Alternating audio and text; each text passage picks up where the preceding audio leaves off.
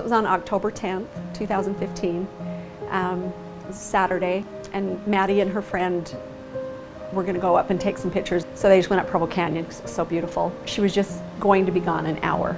2.5 hours later, I got the phone call. They were headed home to Maddi's house, and her friend got in the left-hand turn lane, and she just pushed the gas and gunned it right after that car passed, not seeing a car in the outside lane that had zero time to stop. And it hit Maddi's side, and she took the full impact. All of her ribs were broke in her right side. Both lungs were punctured. She had a grade 4 laceration in her liver. She lost one of her kidneys. And they did what they could to stabilize the injuries to her body, which the doctor said should have taken her life, and then they were focusing on her brain injury. I looked at her, and having done this many times before, I realized she's in a world of trouble. Maddi's now in the hospital maybe 90 minutes. Her pressures are high. She does have a severe traumatic brain injury.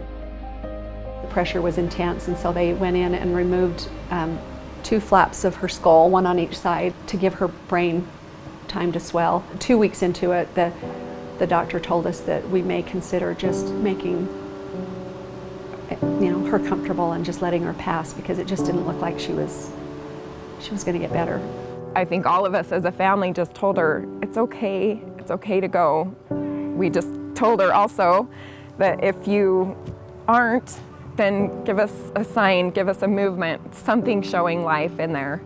The left side had just done nothing, and so I kind of joke, well, the answer needs to come in that left hand. And that evening, she actually slid her left arm up her body. All of the staff, they're invested from the get-go. But at that point, they said,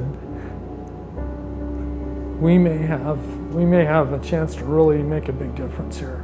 I can't imagine having a better experience than we did in that ICU. They made an awful experience amazing. The care that Maddi was getting was top-notch. I mean, she just was so taken care of, and we were scared for what was next. So initially, Maddi presented to us with very little function. She could not move her left side at all. Her right side was minimally moving. We were just trying to get her body stimulated, getting her into functional positions, sitting, standing, and trying to get her muscles to participate in that as much as they could. And then as she became more capable, then we could progress that to being more and more challenging, and things where she could do more on her own with less help on our part.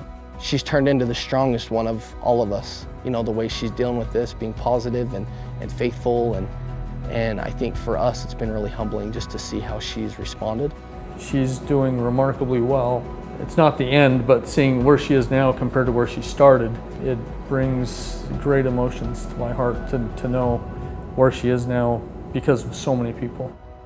Every staff member that she interacted with just loved her and cared for her and wanted the best for her and had hope for her. I think that's huge. I love this hospital, and all the people that we've encountered they're amazing. They're true angels. It's a great privilege and honor to get to interact with people when they've had significant adverse events, and to be able to get up every morning and come to work and make someone's day better, add a little bit of their life back to them. She's got a long road. It may be a few years, and it may not, but time is all we got, and we got plenty of it. We're just grateful she's still here, and that we can continue learning and growing and see what life brings. The continuity of the care and the caregivers that is going to give her the healthiest life possible. So she'll come walking back in here talking to you guys one of these days. She'll have a great life.